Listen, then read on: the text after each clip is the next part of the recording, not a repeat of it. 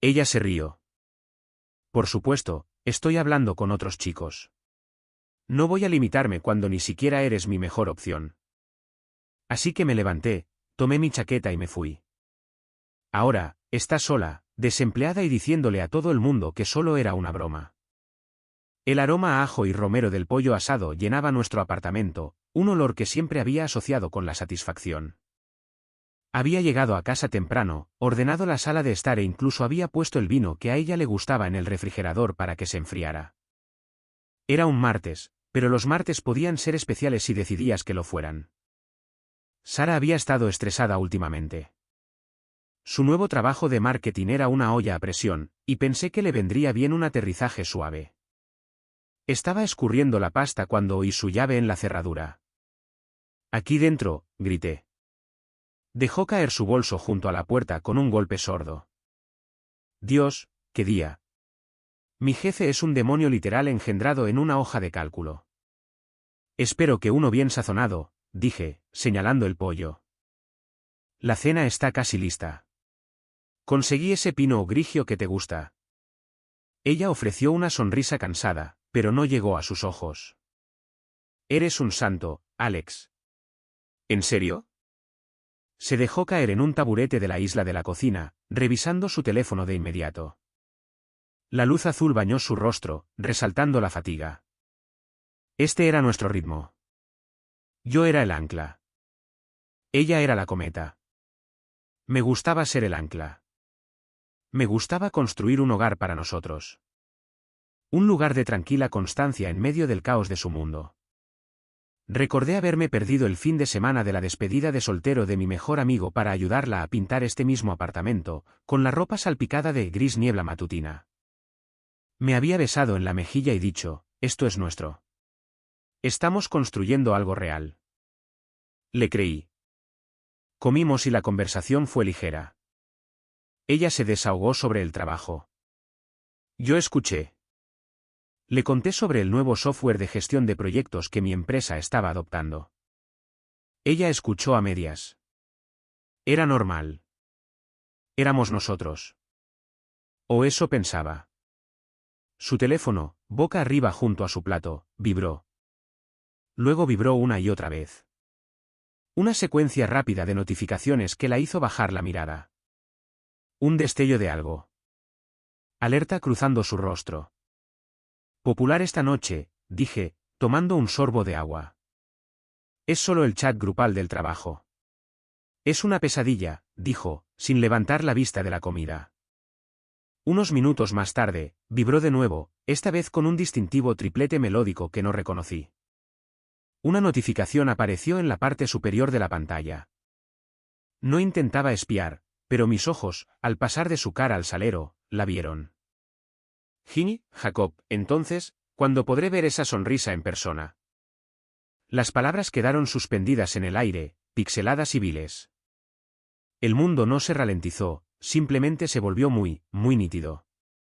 El sonido de mi cuchillo contra el plato era ensordecedor. Sara, dije, con la voz sorprendentemente firme. Me estiré y toqué la pantalla de su teléfono. ¿Qué es esto? Ella miró hacia abajo. Observé el viaje de las emociones en su rostro. Primero, sorpresa, luego no culpa. Nunca culpa. Era molestia. Chasqueó la lengua, cogiendo el teléfono como si la hubiera incomodado. Dios, Alex, no seas un rarito, leyendo mis notificaciones. No tuve que leerla. Está justo ahí. De Ginny. La palabra se sintió extraña y tóxica en mi boca. ¿Desde cuándo estás en Ginny? Ella suspiró, un sonido teatral, de sufrimiento prolongado. Puso el teléfono boca abajo, pero no hizo ningún movimiento para dar una explicación. Simplemente me miró, con un desafío en sus ojos. La acogedora burbuja doméstica en la que habíamos estado había estallado, y el aire frío de una realidad diferente entraba a raudales. Pensé que éramos exclusivos, dije, y la afirmación pareció tonta e ingenua en el momento en que salió de mis labios. No estoy en ninguna aplicación. No estoy hablando con nadie más. Y entonces ella se rió. No fue una risa feliz o nerviosa. Fue una ráfaga de aire corta y burlona, condescendiente y afilada como una navaja. Era la risa que le darías a un niño que acaba de preguntar si la magia es real. Bueno, esa es tu elección, ¿no? Dijo, su voz goteando una arrogancia que me revolvió el estómago. Por supuesto que estoy hablando con otros chicos. Tengo que mantener mis opciones abiertas. Me quedé mirando, mi mente incapaz de procesar la crueldad casual. Ella se inclinó hacia adelante, sus ojos brillando con un sentido de superioridad. Mira, es simplemente el mundo moderno, Alex. Es ingenuo no hacerlo. No voy a limitarme cuando ni siquiera eres mi mejor opción. Las palabras no aterrizaron como un puñetazo, sino como el bisturí de un cirujano, preciso y devastador. Ni siquiera mi mejor opción. Las comidas preparadas, el apartamento pintado, las seguridades a altas horas de la noche, el futuro planeado. Todo se desmoronó en polvo bajo el peso de esa única frase. Ella siguió hablando, su voz tranquila y didáctica, como si explicara un concepto simple a un estudiante lento. Se trata de maximizar la felicidad. Eres cómodo. Eres seguro. Pero yo estoy esperando lo extraordinario. ¿Por qué pondría todos mis huevos en una sola cesta cuando es solo una cesta del montón? Cada palabra era otra vuelta del cuchillo. No estaba enojada ni a la defensiva. Estaba declarando lo que ella veía como un hecho obvio. Yo era un sustituto, una parada conveniente y cómoda en su camino hacia algo mejor. La miré, a la mujer que había amado, a la mujer con la que había construido una vida, y vi a una extraña. Y en ese momento, algo en mí se rompió limpiamente, y una profunda y escalofriante calma me invadió. La emoción se drenó de mi rostro. La confusión, el dolor, la traición, todo simplemente se apagó. Coloqué mi servilleta cuidadosamente sobre la mesa. Y me levanté. Me levanté. Las patas de madera de mi silla rasparon suavemente contra el suelo de tablas, un sonido mundano tras el silencio nuclear que había caído entre nosotros. No la miré. Mis ojos estaban fijos en un punto más allá de su cabeza, en la pared gris niebla matutina que habíamos pintado juntos. Ahora se veía diferente. Del color de la ceniza. ¿A dónde vas? La voz de Sara era una mezcla de molestia e incredulidad. No seas tan dramático. Solo estamos hablando. Sus palabras eran ruidos diminutos e insignificantes. Rebotaron en el nuevo y frío caparazón que se había formado a mi alrededor. Salí de la cocina, mis pasos medidos y seguros. No huyendo, sino avanzando. Me moví por el corto pasillo hasta el armario de los abrigos, mis movimientos automáticos. Metí la mano y saqué mi chaqueta, una de cuero simple y gastada que ella siempre decía que me hacía parecer confiable. Oí el taburete de ella raspar hacia atrás. Alex, vamos. Para esto. Estás exagerando. Deslicé un brazo en una manga, luego el otro. El peso familiar del cuero se asentó sobre mis hombros. Me di la vuelta y caminé de regreso hacia la puerta principal, pasando por la entrada de la cocina. Ella estaba de pie allí ahora, con los brazos cruzados, su expresión cambiando de la irritación a un destello de confusión. El guión estaba mal. Se suponía que yo debía estar gritando o llorando o suplicando una explicación. Mi silencio era una variable que su cálculo no podía explicar. Alcancé el pomo de la puerta. Alex, su voz se agudizó. No hemos terminado de hablar. Mi mano se detuvo en el metal frío. Giré la cabeza lo suficiente como para verla por el rabillo del ojo. No la miré a los ojos. No, dije, mi voz plana, desprovista del temblor que ella debía haber esperado. Era el tono que usarías para decirla ahora. Hemos terminado de hablar. Abrí la puerta y salí al fresco pasillo de nuestro edificio de apartamentos. Cerré la puerta detrás de mí. No hubo un portazo, ni una puntuación final y dramática, solo el clic suave y preciso del pestillo al encajar. Fue el sonido más definitivo que jamás había oído. No tomé el ascensor. Bajé los 3 tramos de escaleras, mis pasos resonando en la escalera de hormigón. Mi mente no corría, estaba en blanco, una pizarra blanca e inmaculada, borrada del futuro que habíamos dibujado en ella. Entré en mi coche, arranqué el motor y conduje. No sabía a dónde iba. Solo sabía que me estaba yendo. 20 minutos después, entré en el estacionamiento brillantemente iluminado de un supermercado abierto las 24 horas. Las luces fluorescentes eran antisépticas, blanqueando el mundo de color y emoción. Entré, las puertas automáticas abriéndose con un silbido. Cogí una cesta.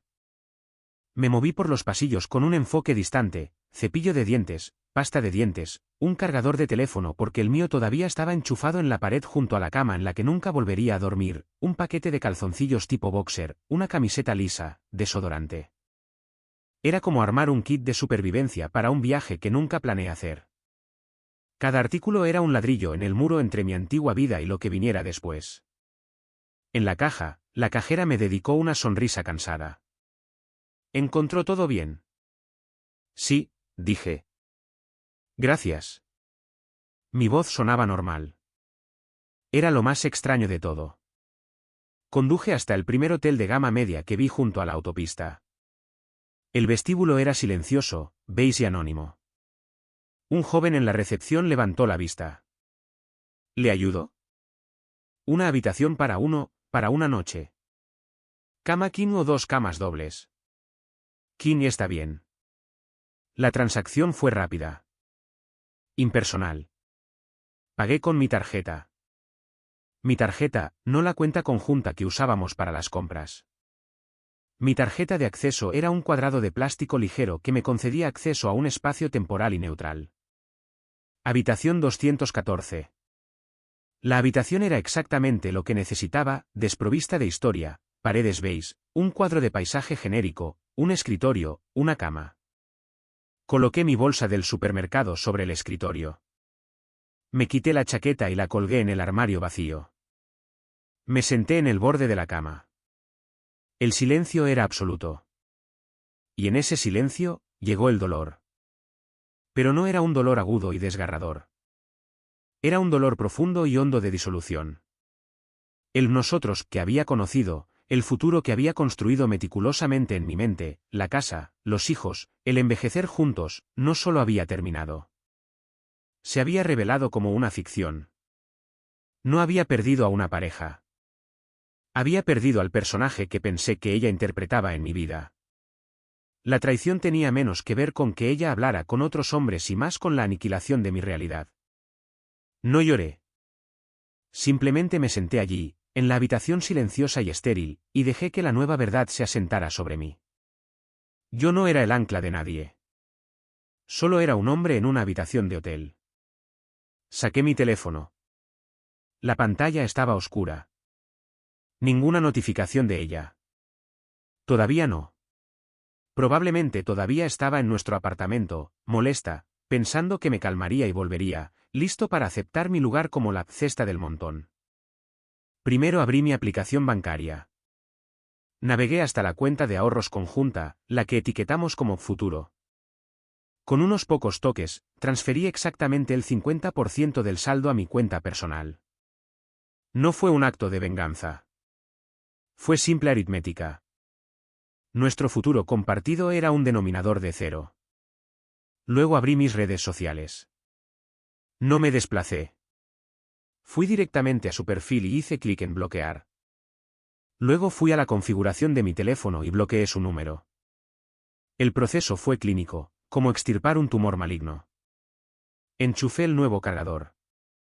Me lavé los dientes con el cepillo de dientes nuevo en el lavabo del baño, mirándome en el espejo. El hombre que me devolvía la mirada estaba pálido, pero sus ojos estaban claros. Era un hombre que acababa de alejarse de una mentira. Me acosté en la cama tamaño king, en el centro de ella, reclamando el espacio. El silencio ya no era opresivo. Era mío. Era el sonido de una historia que terminaba y la página en blanco de la siguiente esperando a ser escrita. Y por primera vez esa noche, respiré hondo y profundo. El silencio duró 14 días. No fue un silencio vacío, fue uno productivo. Alquilé un pequeño apartamento amueblado al otro lado de la ciudad. Desempaqué mi kit de supervivencia del supermercado y las 2 maletas que había recuperado del antiguo apartamento durante un tiempo cuidadosamente coordinado que sabía que Sara estaría en el trabajo. El lugar era una pizarra en blanco, paredes beige, una cocina funcional, una vista a una pared de ladrillos. Era perfecto. Era mío. Iba a trabajar. Volvía a casa. Empecé a correr de nuevo. El golpeteo rítmico de mis pies en el pavimento era una meditación que despejaba la última estática de mi cabeza. El dolor había disminuido, reemplazado por un zumbido constante y bajo de claridad. Estaba reconstruyendo el motor de mi vida, y lo estaba haciendo con mis propias herramientas, según mi propio plan. Entonces, un martes por la tarde, un aniversario morboso, mi teléfono, boca abajo sobre la mesa de café, vibró. No era una llamada, era un mensaje de texto. Terminé el párrafo del libro que estaba leyendo, marqué mi página y luego cogí el teléfono. Sara, ¿de verdad sigues ignorándome? Era una broma, ya sabes. ¿Te tomas todo tan en serio? Leí las palabras. Una broma. La risa condescendiente, la disección clínica de mis insuficiencias, la demolición nuclear de nuestra relación, todo reformulado como un chiste que yo era demasiado denso para entender. No había disculpa, solo molestia porque estaba alterando su narrativa al negarme a interpretar mi papel. No sentí nada. Ni ira, ni reivindicación. Era como leer un informe meteorológico de un país que nunca visitaría. No bloqueé el nuevo número. No respondí. Simplemente volví a colocar el teléfono sobre la mesa y regresé a mi libro. El mensaje era un fósil, evidencia de una criatura que ya no existía en mi ecosistema. Una semana después, llamó mi amigo Mark. Mark era un amigo en común, pero su lealtad siempre había sido primero hacia la verdad. Tío, ¿estás vivo?, preguntó, su voz cautelosa. Estoy bien, Mark. De verdad. Vale, ¿por qué? Estoy oyendo algunas cosas de Sara. Me quedé en silencio, dejándole llenar el espacio. Le está diciendo a todo el mundo que tuviste un colapso. Que la dejaste sin más por una broma mal entendida. Está haciéndose la víctima con bastante intensidad. Estoy seguro de que sí, dije, mi voz neutral. Pero esa no es toda la historia, ¿verdad?, sondeó Mark suavemente. La historia ha terminado, Mark. He pasado a un nuevo libro. Se quedó en silencio por un momento. Bueno, la trama de su nuevo libro no va muy bien. ¿La despidieron? No dije nada. Sí, continuó Mark, sintiendo mi falta de sorpresa. Al parecer, arruinó por completo una presentación importante para un cliente. No estaba preparada, se puso nerviosa con sus preguntas y simplemente se quebró. Su jefe dijo que fue poco profesional e indicativo de una falta fundamental de diligencia. Duro. Miré por la ventana hacia la pared de ladrillos. Recordé las innumerables noches que me había sentado con ella en la mesa de nuestra cocina, repasando sus diapositivas. Yo hacía de abogado del diablo, haciendo las preguntas difíciles que ella nunca había considerado. Calmaría sus nervios previos a la presentación, bajándola de los precipicios de ansiedad que ella misma se construía. Corregiría cada correo electrónico importante, cada informe, detectando los errores sutiles que podrían arruinar una imagen profesional. Había sido su editor, su entrenador, su chaleco antibalas emocional. Pensaba que estaba siendo un buen compañero. Nunca me di cuenta de que era un personal de apoyo crítico y no remunerado. No pudo soportar la presión sin ti, tío, dijo Mark, haciéndose eco de mis pensamientos. Me dijo que no tenía su red de seguridad habitual. Supongo que eras tú.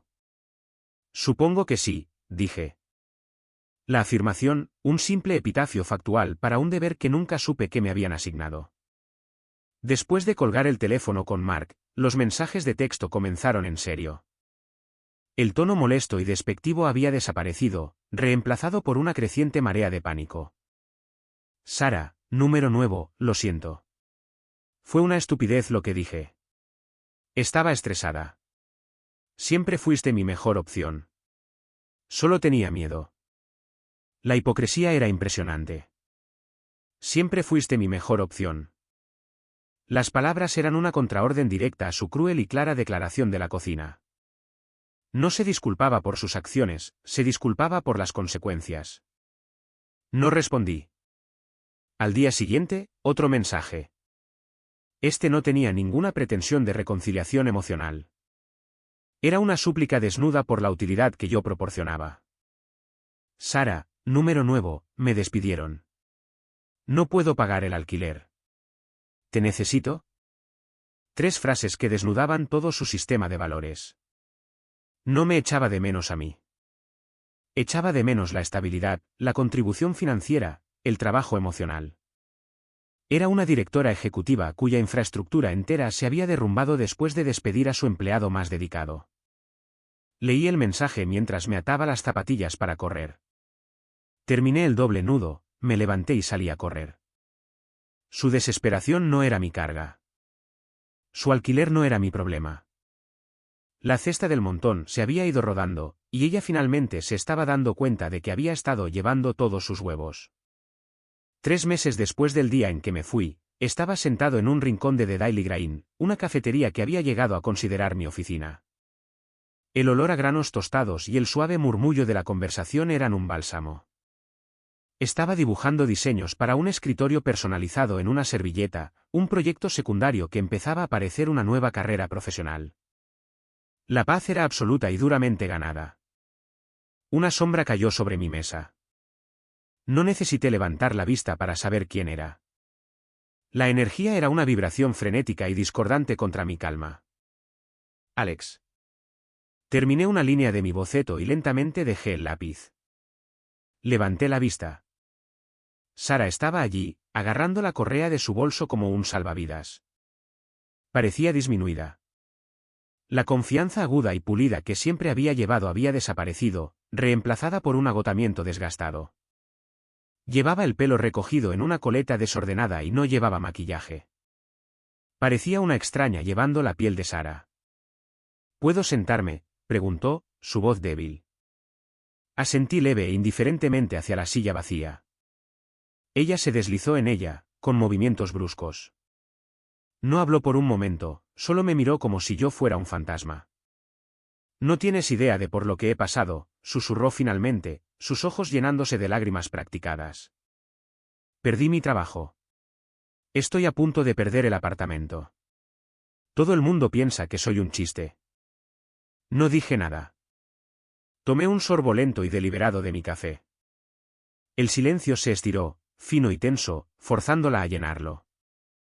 ¿No vas a decir nada?, preguntó, con la voz quebrada. Dije que lo sentía. Solo era una broma. Se suponía que tú eras el bueno. Este no eres tú. La máscara se estaba deslizando. La desesperación se estaba cuajando en ira porque sus herramientas habituales, lágrimas, acusaciones, reescribir la historia, no estaban funcionando. Yo era una consola que no respondía. La miré de verdad, y sentí un último y silencioso clic en mi interior, como la última pieza de una cerradura cayendo en su lugar. No había odio, ni resentimiento. No había nada en absoluto. Tenías razón, dije, mi voz uniforme y tranquila, desprovista de cualquier emoción que ella intentara provocar. Ella parpadeó, confundida. ¿Qué? Esa noche, tenías toda la razón. Mantuve su mirada. No era tu mejor opción. Ahora lo veo. Un destello de esperanza se encendió en sus ojos. Malinterpretó mi calma como una capitulación. Entonces, ¿entiendes? Fue un error. La interrumpí, no con ira, sino con la suave finalidad de un juez dictando un veredicto. ¿Y sabes qué? Fue la lección más valiosa que nadie me ha dado jamás. Tomé otro sorbo de mi café, la imagen misma de la compostura casual. Así que, gracias, continué, una leve y genuina sonrisa tocando mis labios por primera vez. Gracias a eso, encontré una opción mucho mejor, yo mismo. La esperanza en sus ojos murió, reemplazada por una comprensión incipiente y horrorizada. Y mi nueva vida, dije, mi tono bajando a algo suave pero absolutamente inflexible, no tiene un lugar para ti en ella. No es personal. Simplemente no eres una buena opción. El espejo que le mostré era impecable. Había reflejado su propia lógica, su propia visión transaccional del mundo. Se enfrentaba a la verdad incontestable de sus propias palabras, y no había ningún argumento que pudiera presentar que no la condenara a sí misma. Abrió la boca, pero no salió ningún sonido. La ira, las súplicas, las manipulaciones, todas se marchitaron ante mi absoluta e inquebrantable indiferencia. Era una vendedora que había venido a ofrecer un producto que yo ya había probado, encontrado defectuoso y descartado. Me levanté, doblé el boceto de mi servilleta y me lo guardé en el bolsillo. Cogí mi taza de café y mi chaqueta. Buena suerte con todo, dije. No era un deseo para su éxito o fracaso. Era una declaración de irrelevancia, lo mismo que le dirías a un extraño en el autobús. Salí de la cafetería, la campana de la puerta sonando suavemente detrás de mí. El sol era cálido en mi cara. No miré hacia atrás. Sabía que ella todavía estaba sentada allí, atrapada en los escombros de las decisiones de las que había estado tan arrogante, finalmente entendiendo que lo único que nunca podría manipular para que volviera era alguien que simple y completamente había seguido adelante. Yo era libre, y su silencio era la prueba. Historia 2.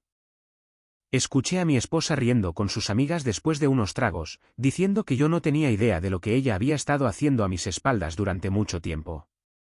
Todas lo trataron como si fuera un chiste. Yo no las interrumpí.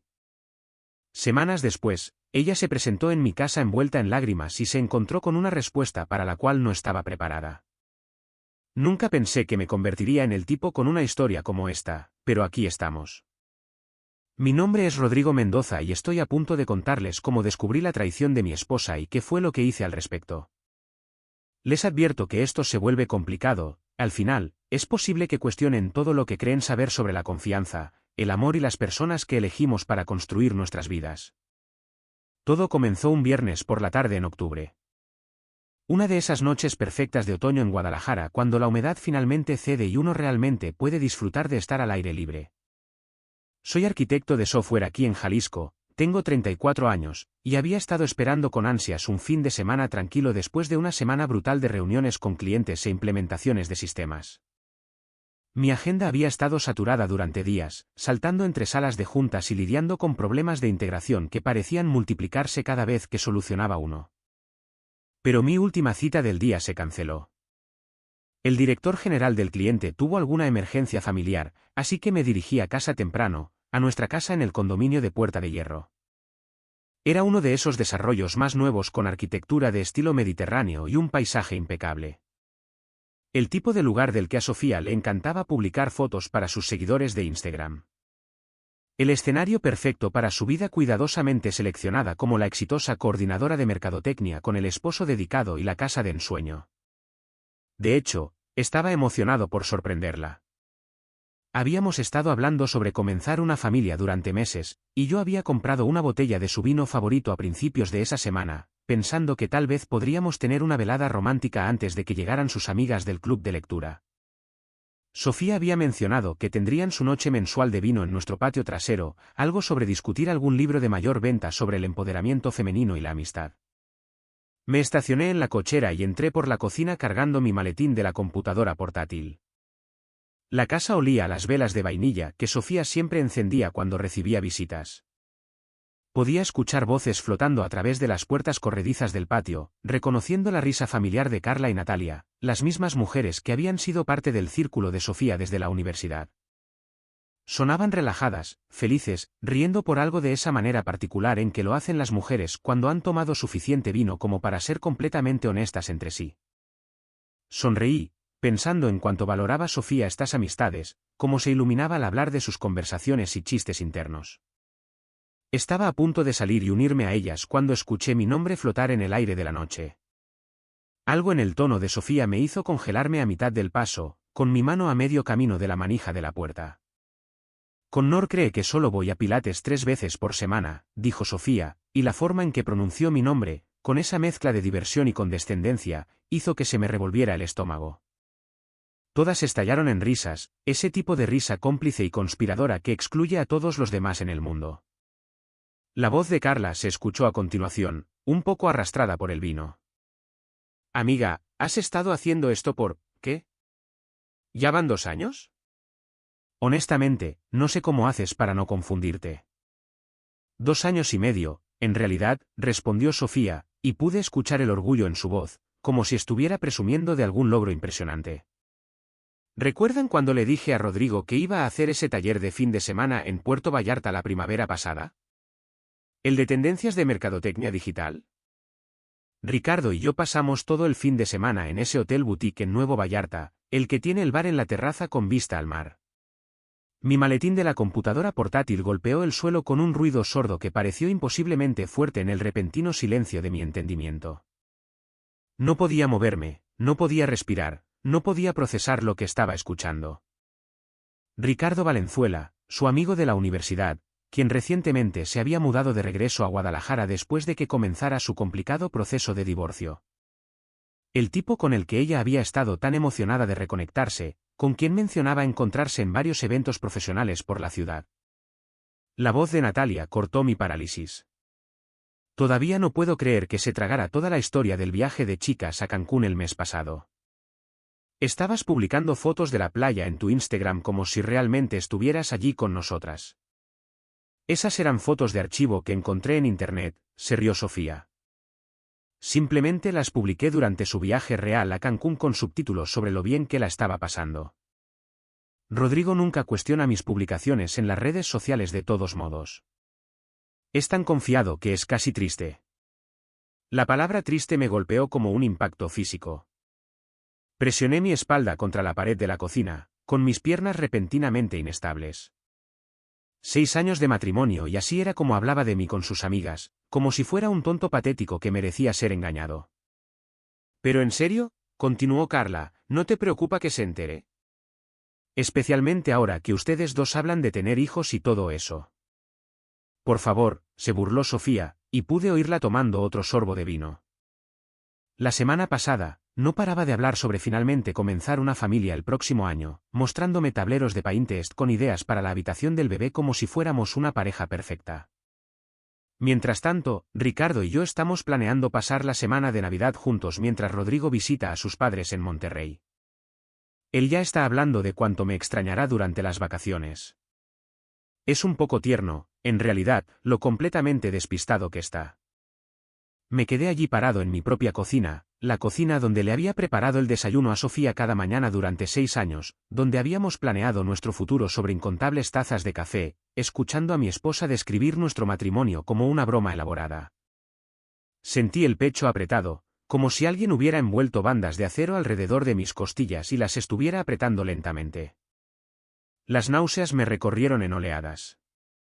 La conversación continuó afuera, pero yo ya no podía procesar las palabras. Todo lo que podía escuchar era el sonido de mi mundo rompiéndose en pedazos. Cada risa de esas mujeres era otra fractura en todo lo que yo creía sobre mi vida.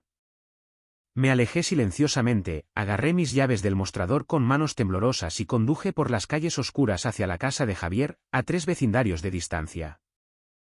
Mi compañero de cuarto de la universidad había sido mi amigo más cercano durante 15 años, el padrino de mi boda, el tipo que me había ayudado a elegir el anillo de compromiso de Sofía. Javier miró mi rostro apenas abrió la puerta principal e inmediatamente se hizo a un lado para dejarme entrar.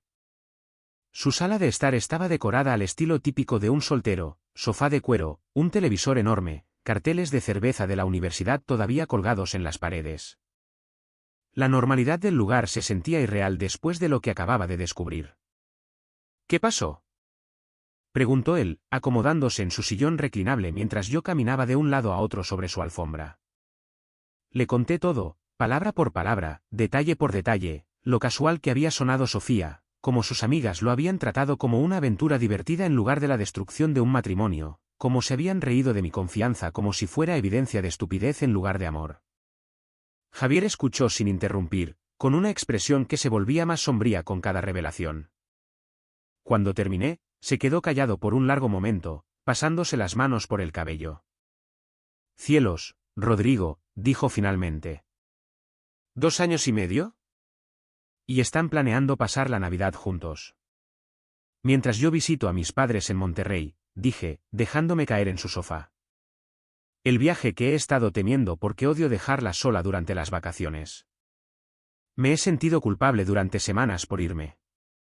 No hagas nada esta noche, dijo Javier, inclinándose hacia adelante con la expresión seria que recordaba de la universidad cuando intentaba convencerme de no hacer alguna tontería. Sé que quieres volver allí y enfrentarla, pero primero necesitas un plan. Necesitas pensar esto bien. Tenía razón, y una parte racional de mi cerebro lo sabía. Pero cada fibra de mi ser quería conducir a casa, irrumpir por esas puertas del patio y ver la cara de Sofía cuando se diera cuenta de que su engaño perfecto se había desmoronado. Ella está planeando pasar la Navidad con él, Javier, dije, con la voz quebrándose ligeramente. Mientras yo la extraño, le compro regalos y cuento los días para poder volver a casa con ella. Lo sé, hermano. Lo sé. Pero si vuelves allí esta noche, dirás cosas que no podrás retirar y harás cosas que perjudicarán tu posición más adelante. Quédate aquí. Descubriremos qué hacer por la mañana. Pasé esa noche en el sofá de Javier, mirando al techo y reproduciendo cada momento de nuestro matrimonio, buscando señales que se me hubieran pasado por alto. ¿Cuántos viajes de negocios habían sido en realidad escapadas románticas con Ricardo? ¿Cuántas noches trabajando hasta tarde en la oficina habían sido cenas y estancias en hoteles? ¿Cuántas veces había vuelto a casa conmigo después de estar con él, dejando que la besara y le dijera que la amaba mientras ocultaba su traición detrás de una sonrisa? Pasé las siguientes 7 semanas construyendo ese plan. Y déjenme decirles que se convirtió en una obsesión. Cada momento libre lo dedicaba a descubrir la verdad sobre mi matrimonio. Y lo que encontré fue peor que cualquier cosa que hubiera imaginado durante aquella noche sin dormir en lo de Javier. Lo primero que hice fue investigar nuestras finanzas. Y aquí es donde la arrogancia de Sofía trabajó en su contra. Ella siempre había manejado la mayoría de nuestros gastos diarios porque afirmaba ser mejor con los presupuestos y la organización. Yo me sentía feliz de dejarla administrar las tarjetas de crédito y las cuentas menores mientras yo me concentraba en nuestras inversiones y compras mayores. Lo que encontré en esos estados de cuenta me enfermó físicamente. Cargos de hotel en el Hotel Mausai en Puerto Vallarta justo en la fecha de su supuesto taller de mercadotecnia. Recibos de cenas en restaurantes caros en Tlaquepaque, donde vivía Ricardo, siempre para 2 personas, siempre en noches en las que ella afirmaba estar trabajando tarde o teniendo noches de chicas. Pagos electrónicos a Ricardo con descripciones tiernas como cena, café y gracias por el almuerzo. Pagos que nunca cuestioné porque había asumido que solo eran amigos poniéndose al día. Pero el peor descubrimiento fue un cargo de 8.000 pesos en una boutique de lencería en la colonia americana, con fecha de apenas 2 semanas después de que ella me dijera que necesitábamos apegarnos a un presupuesto estricto si queríamos ahorrar para una casa más grande. Lencería que nunca la vi usar, comprada con nuestra tarjeta de crédito conjunta mientras ella me sermoneaba sobre reducir mis gastos matutinos en la cafetería. Documenté todo metódicamente, creando hojas de cálculo con fechas y montos, tomando capturas de pantalla de cada transacción. Cada pieza de evidencia se sentía como otra vuelta de un cuchillo. Pero me obligué a mantener la objetividad, a construir un caso sólido sobre exactamente a dónde había ido nuestro dinero mientras yo contribuía fielmente a lo que pensaba que eran nuestras metas financieras compartidas.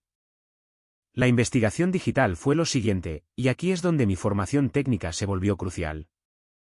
Sofía no era particularmente cuidadosa con la seguridad digital.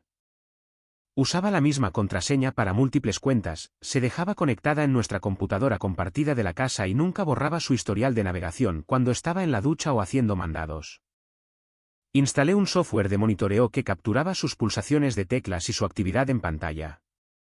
Sé cómo suena eso. Sé que cruza límites que los matrimonios saludables no deberían cruzar. Pero yo ya no estaba tratando con un matrimonio saludable. Estaba tratando con alguien que me había estado mintiendo sistemáticamente durante años, y necesitaba entender el alcance total de lo que estaba enfrentando. Lo que encontré en su vida digital fue devastador. Tenía una cuenta privada de Instagram bajo el nombre falso de Mandy Parker donde había estado publicando fotos con Ricardo durante meses. Fotos de restaurantes en los que yo nunca había estado, selfies en habitaciones de hotel, incluso fotos de lo que ella me decía que eran días de spa a solas pero que claramente eran escapadas románticas. Los subtítulos estaban llenos de chistes internos y referencias románticas que dejaban claro que esto no era solo una aventura física. Ella estaba involucrada emocionalmente en esta relación de formas en las que nunca lo había estado conmigo, al menos no en los últimos años. Encontré conversaciones de mensajes de texto guardadas en borradores de correos electrónicos, aparentemente, su sistema para comunicarse sin dejar rastros en los registros telefónicos. Los intercambios eran planes detallados para encuentros, discusiones sobre su futuro juntos, lo peor de todo, conversaciones sobre mí. Ella compartía detalles sobre nuestras discusiones, se burlaba de mis hábitos y preferencias, e incluso se quejaba de tener que mantener la apariencia de ser una esposa amorosa cuando todo lo que quería era estar con él. Un hilo de mensajes me destruyó particularmente. Ricardo le había preguntado cuándo me iba a dejar, y la respuesta de Sofía fue calculada y fría. Después de que Rodrigo reciba su ascenso el próximo año. Necesito la estabilidad financiera por unos meses más, y luego podremos estar juntos abiertamente. Él está tan concentrado en el trabajo ahora que apenas nota lo que estoy haciendo de todos modos. Leer eso se sintió como ser vaciado por dentro. Yo ya no era su esposo. Era una conveniencia financiera, un marcador de posición que ella estaba usando hasta que pudiera costear el ascenso a la relación que realmente quería. La fase de vigilancia física fue cuando realmente comprendí lo elaborada que se había vuelto la decepción de Sofía. Comencé a seguirla a esas clases de pilates a las que afirmaba asistir religiosamente 3 veces por semana. En lugar del gimnasio que ella había nombrado, conducía hasta una cafetería de moda en la zona de Providencia, un lugar con asientos al aire libre y café artesanal, el tipo de lugar al que los jóvenes profesionales van para ver y ser vistos. Ricardo siempre llegaba primero, leyendo un periódico o trabajando en su computadora portátil como si fuera un cliente casual más. Pero cuando Sofía llegaba, su interacción era inmediata e íntima, el tipo de lenguaje corporal que hablaba de familiaridad, comodidad y afecto genuino. Él se ponía de pie cuando ella se acercaba, besaba su mejilla solo un segundo más de lo normal para una amistad y le acercaba la silla con el tipo de atención que me di cuenta de que yo había dejado de prestarle hacía años. Me senté en mi auto al otro lado de la calle con un teleobjetivo, sintiéndome como un patético investigador privado, documentando sus risas fáciles y sus silencios cómodos. Se veían felices juntos de una manera en la que Sofía y yo no nos habíamos visto en meses, tal vez años. Ella se mostraba animada con él, expresiva, inclinándose sobre la mesa para tocar su mano cuando hablaba. Conmigo, se había vuelto distante y distraída, siempre revisando su celular durante la cena, siempre demasiado cansada para una conversación real para cuando ambos llegábamos a casa del trabajo. La parte más difícil fue observar lo naturales que eran el uno con el otro. Esto no era una aventura sórdida nacida de la desesperación o de una crisis de la mediana edad. Esta era una relación real, completa con chistes internos e intereses compartidos y el tipo de intimidad fácil que yo pensaba que Sofía y yo habíamos perdido pero estábamos trabajando para reconstruir. Excepto que ella nunca la había perdido. Simplemente se la había transferido a otra persona. Revisar su auto cuando ella dormía se convirtió en un ritual regular. Su bolso revelaba tarjetas de llaves de hoteles en los que nunca nos habíamos alojado juntos. Recibos de masajes para parejas en un spa en Chapala que se especializaba en paquetes románticos. Encontré multas de estacionamiento de zonas de la ciudad que yo sabía que ella no tenía motivos para visitar, con marcas de tiempo que correspondían perfectamente con las noches en que afirmaba estar trabajando tarde o cenando con amigas. El descubrimiento de la lencería fue particularmente brutal. Escondidas en una bolsa de ropa en el fondo de su armario, encontré prendas que nunca la había visto usar. Piezas hermosas y costosas de boutiques que cobraban más por un solo sostén de lo que solíamos gastar en víveres para una semana, con las etiquetas aún puestas en algunas piezas, lo que sugería que estaba armando un guardarropa específicamente para su tiempo con Ricardo. Durante todo esto, tuve que mantener la fachada de ser un esposo amoroso y confiado. Cada mañana, preparaba café y le preguntaba sobre sus planes para el día. Cada noche, le preguntaba por sus clases de pilates y las reuniones de su club de lectura, asintiendo con simpatía cuando se quejaba de dolores musculares o de dinámicas grupales difíciles que ahora yo sabía que eran completas fabricaciones. Los peores momentos eran los íntimos. Cuando llegaba a casa después de una tarde con Ricardo e iniciaba el contacto físico, yo tenía que responder con naturalidad sabiendo dónde había estado ella y qué había estado haciendo apenas unas horas antes. Cuando hablaba de nuestro futuro, la casa que compraríamos, los hijos que tendríamos, las vacaciones que tomaríamos, yo tenía que asentir y contribuir a la fantasía sabiendo que ella estaba planeando un futuro completamente diferente con otro hombre. Las conversaciones sobre formar una familia eran especialmente tortuosas. Sofía sacaba a relucir nombres de bebés, discutía temas para la habitación, incluso sugería que empezáramos a tomar vitaminas prenatales juntos para optimizar nuestra salud para la concepción. Todo mientras mantenía una relación con Ricardo que incluía planear su escapada de Navidad durante mi visita a Monterrey. Comencé a tomar rutas más largas a casa desde el trabajo, sentándome en los estacionamientos durante 20 o 30 minutos antes de entrar a la casa, solo para prepararme para cualquier actuación que tuviera que dar esa noche. Javier notó que estaba perdiendo peso, que lucía agotado todo el tiempo. Le dije que estaba lidiando con un proyecto difícil en el trabajo, lo cual no era del todo mentira. Descubrir la aventura de mi esposa se había convertido en el proyecto más desafiante y absorbente de mi vida. Consulté con Margarita Robles, una abogada de divorcios en el centro de la ciudad cuya oficina estaba en una de esas relucientes torres que miran hacia la zona financiera de Guadalajara. Me la recomendó encarecidamente un colega que había pasado por su propio divorcio complicado 3 años antes. Margarita estaba en sus 50 años, era afilada como un cuchillo, con el tipo de comportamiento sensato que sugería que había visto cada variación posible de la decepción y la traición humana. México es un país con divorcios sin expresión de causa, explicó durante nuestra primera reunión, extendiendo mi evidencia sobre la mesa de juntas como piezas de un rompecabezas. La infidelidad ya no es una causal para sancionar económicamente en la división de bienes, pero puede influir en la cancelación de la pensión alimenticia, especialmente en matrimonios cortos como el suyo. Más importante aún, lo que ha documentado aquí constituye una disipación de activos matrimoniales. Ella ha estado usando fondos conjuntos para mantener una relación de aventura. Margarita examinó los registros financieros con la minuciosidad de un contador, calculando exactamente cuánto de nuestro dinero compartido había gastado Sofía en su relación con Ricardo. Hoteles, cenas, regalos, incluso gastos de gasolina para ir a verlo, todo sumaba miles de pesos solo en el último año. La clave es documentar todo y ser estratégicos con el tiempo, aconsejó Margarita. No le dé ninguna advertencia. No deje que prepare una defensa ni que esconda activos. Cuando esté listo para actuar, la golpearemos con todo a la vez. Abrí una cuenta bancaria separada en una institución diferente y transferí legalmente el 50% de nuestros ahorros conjuntos, 940.000 pesos de nuestro 1.880.000 pesos. Eliminé a Sofía como beneficiaria de mi seguro de vida y fondos de ahorro, cambié las contraseñas de todas las cuentas de inversión y creé inventarios detallados de cada activo que poseíamos juntos. La preparación fue meticulosa y emocionalmente agotadora, pero me dio algo en lo que concentrarme además de la repetición constante de aquella horrible conversación en el patio. Cada documento que aseguraba, cada pieza de evidencia que reunía, era un paso hacia la justicia, hacia protegerme de más daños. Para diciembre, había construido un caso sólido. Pero más que eso, tenía una comprensión clara de quién era realmente Sofía, no la mujer con la que me había casado 6 años atrás, no la compañera con la que pensé que estaba construyendo un futuro, sino alguien capaz de un engaño elaborado y sostenido por el bien de su propia gratificación. El 18 de diciembre llegó como una operación militar perfectamente planificada.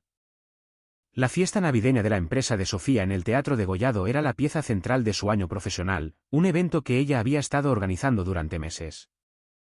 Había comprado un vestido nuevo, programado citas para peinado y maquillaje, e invitado a sus padres para que asistieran como sus invitados.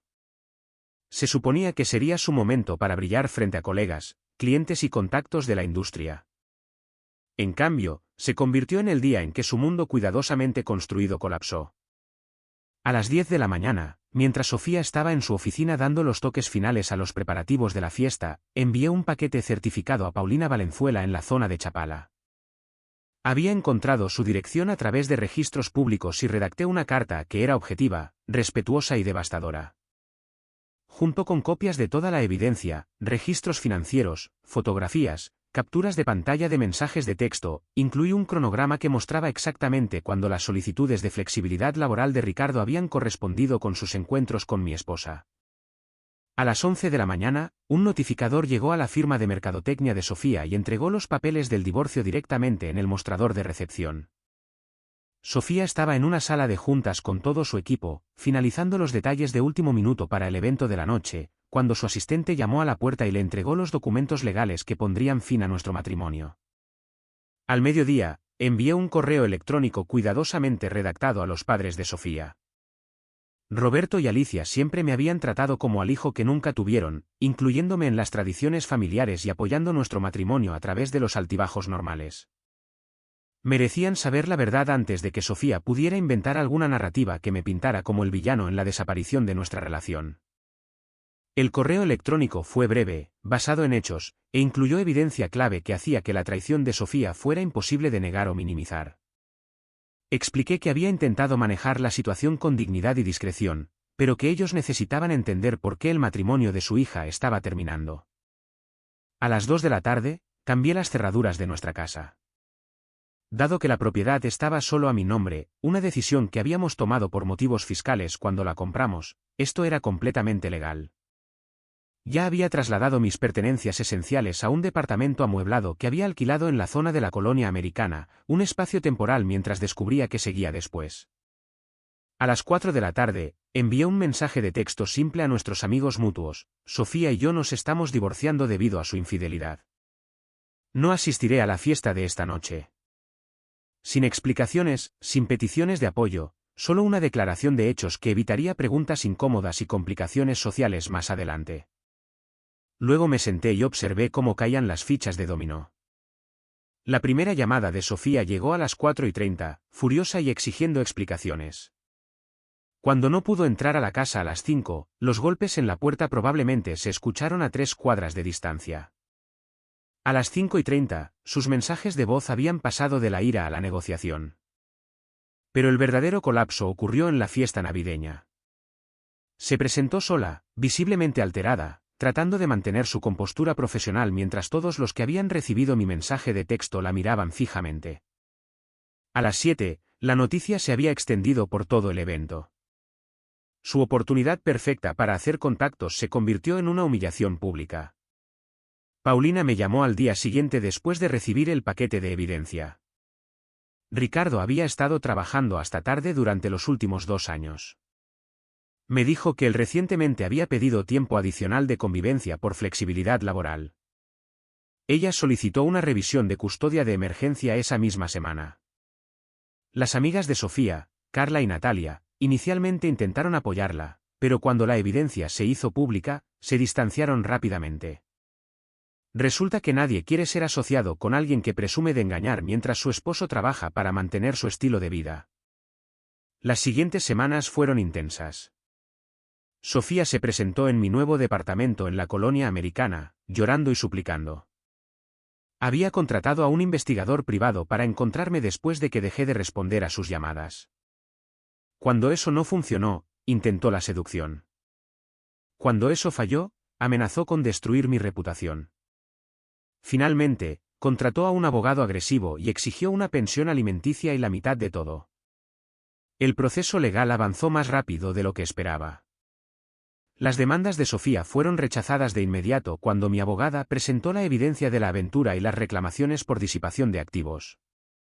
La ley mexicana en este contexto significaba que no obtendría pensión alimenticia, especialmente dada su capacidad de generar ingresos y la falta de necesidad económica. Sofía no podía pagar las cuotas de la casa sola y tuvo que mudarse con sus padres a Tonalá. Perdió un ascenso en el trabajo debido al incidente de la fiesta navideña. Sus tarjetas de crédito llegaron al límite con los honorarios de los abogados, mientras que el negocio de Ricardo perdía clientes a medida que la noticia se difundía por la cerrada comunidad profesional de Guadalajara.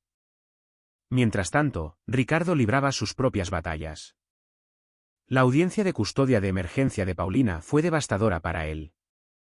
El abogado de su exesposa citó registros financieros que revelaron exactamente cuánto había estado gastando en hoteles y cenas con Sofía. Cuando Ricardo intentó reconciliarse con Paulina, ella obtuvo una orden de restricción. Yo tampoco estaba manejando todo a la perfección. Me quedé en el departamento amueblado temporalmente y comencé a ver a una terapeuta, la doctora Elena García.